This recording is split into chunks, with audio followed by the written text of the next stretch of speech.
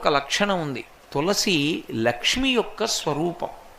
తులసి ఈ భూమి మీద పుట్టినటువంటిది మొట్టమొదట ఎక్కడి నుంచి పుట్టింది అంటే బీజము నుంచి వచ్చింది కాదు తులసి చెట్టు. తులసి చెట్టు గింజల్లోంచి రాలేదు.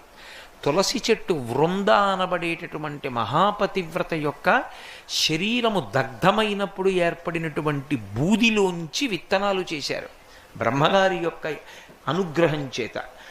ఆ విత్తనములను చల్లితే అందులోంచి తులసి పుట్టింది. అందుకే అసలు తులసి కారణజన్మురాలు, లక్ష్మియే తులసిగా వచ్చింది. తులసికి ఒక్కదానికే ఒక లక్షణం ఉంది లోకంలో. తులసి సమస్త పాపములను హరిస్తుంది. ఎందుచేత హరిస్తుంది అంటే దాని గురించి పురాణంలో ఒక మాట ఉంది. యన్మూలే సర్వతీర్థాని యన్మధ్యే సర్వదేవతై యదశ్రీ సర్వవేదేషు తులసీత్వం నమామ్యహం.